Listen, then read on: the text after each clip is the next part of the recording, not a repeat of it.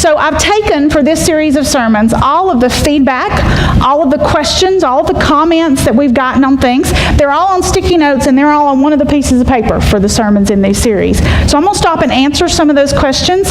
Some of these I've talked with individuals about personally, but I figured if you had that question, there were probably others who did as well. So I'm just going to name some of them. The first one is, why did we choose the name Hope of Albertville? We kind of like the name Hope because we kept saying things like, I hope this merger is going to be a good thing. I hope we can be more effective than we were. So Tony and I sat down and looked. The merger team said, y'all, this is your piece of the puzzle to bring back to us. And so we did. We looked around. How many other churches were named Hope? Guess what? A lot of them. Apparently, we're not the only people that think there's hope in Jesus Christ. But we liked the name Hope United Methodist Church. It just kind of resonated with us, and so we went with Hope. We refer to ourselves sometimes as Hope of Albertville. It's what the sign out front says. It's what the website says. Our official name is Hope United Methodist Church. What we have come to know is that a lot of people who don't go to church, they don't really care what flavor you are. It matters to us that we're associated with the United Methodist Church, but Hope of Albertville distinguishes us from any other hope that might be around. And we had to get a name. We had to get a website, because our very first event that we did was last July with Main Street Music Festival. We wanted to do some promo. We're looking around. Guess what? Hope United Methodist Church, Hope United Methodist, Hope UMC, all of those things were taken. We tried every permeation of that. The only thing we could find was Hope United Methodist Albertville. We could have gotten, but that's a website name about this long. So we decided to be Hope of Albertville. That domain was available, and so we got it. Are we only interested in reaching Albertville? No, we most certainly are not. Saying Hope of Albertville is simply meant to be descriptive. We are located in the city limits of Albertville. I think it's the same way if you go to First United Methodist Albertville. They're not just interested in reaching people who live in the geography of Albertville. They're interested in reaching anybody, but it tells you which First United Methodist Church they are. We are the Hope Church located in Albertville, Alabama. We want to reach all of this mountain for Jesus Christ. I want to reach anybody who is in driving or busing distance to this place, or anybody who will catch a plane, train, automobile, bus, walk, hike to get here. We'll take them. We'll love them. We'll share Jesus with them. And we have always been. When we do our demographic searches, we do all of the Greater Boaz, Albertville, even some of the outlying municipal areas that we use for our geographic studies for here. We have already been involved. On our First Serve Sunday, we interacted with the fire and police departments of Boaz and Albertville. We just sponsored the Boaz Music Festival. We did the birdhouses on the second when we tried to work with Boaz, Albertville, and Gunnersville, Parks and Recreation Department. So we are for this area. Hope of Albertville just tells us where we are. And then this one, are we trying to be a mega church? Let's talk about size for just a minute. And this one I do have some slides that Ryan can help me with. There are three sizes of churches I want to talk about just really briefly. The first one is a church under 100. A church that has less than 100 people is what's called a family church.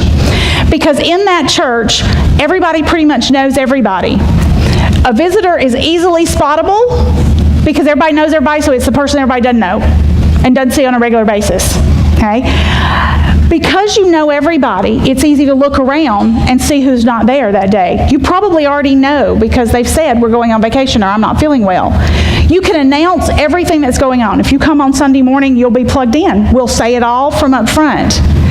You can call out prayer requests because everybody feels comfortable doing that. It's a family-style church.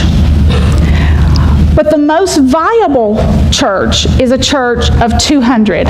Really 200 you'll see in little print, 200 to 400. Once you get over 400, you have some additional obstacles. But the most viable size of church is really that between 2 and 250 because you have enough people to have the things that you want, to have a great youth department. You probably have enough youth to have a youth department, enough people and parents to volunteer and keep those hungry teenagers fed, to chaperone when you go on trips, and probably enough giving to help supplement and compensate a person to devote part of their time to work with that. The same thing for children. You have enough resources to have a safe and secure children's program, to put those processes in place that make sure nobody else can snatch or pick up a child or hurt a child when they're here. You have enough people, without it being burdensome to any of them, to keep the lights on, to keep the processes going. This is the best place to be physically for a church, financially and programmatically. When you have a Serve Sunday, you can do lots of programs and really make an impact when you do that. This was the size church we set out to try to be, 2 to 250. Now, we got some feedback on those first Sundays because on the second Sunday, I said more than 150 of us gathered here last week for the very first worship service of Hope United Methodist Church. And people said, she's only interested in the numbers. The numbers are all that matters. Let me tell you why the numbers were important. Because there are a lot of people who say mergers won't work. You can't bring together divergent cultures of churches. You can't put them all in the same room. It won't work. It'll never happen. And they tell you if you do that, you're going to lose 20 to 30% of your folks. They're going to leave. They won't come. They won't buy in. And then that makes it hard to do ministry. We were excited that at our first worship service, we came into this with an average worship attendance from Hewitt of 65, from the Summit of 100, that's 165. You don't have to be great at math to know that if we had 152 people on our first Sunday together, we didn't lose 10% in the idea of coming together.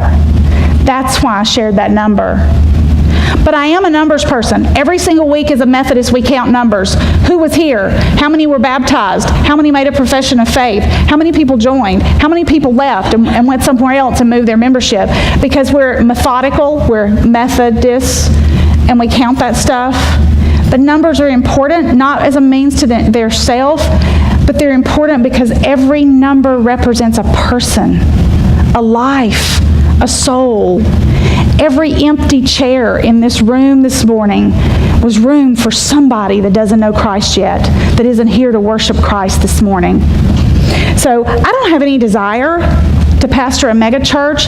There are some of those doing great things, and I'm happy for them. I'm glad. I pray regularly for other churches in our area and our state. You know why? Because there are enough people in our area that we could fill every church to overflowing and capacity and still not get them all in there. We're in this together trying to reach people for Jesus Christ. It's not a competition. But I trust that God is going to bring us the people He wants to bring us to help us reach who He wants us to reach. And He will bless us and help us do that. But I do believe He will be adding to our numbers regularly. And if He's not, you need to be after me and our leadership and saying, why not? Why is God not moving?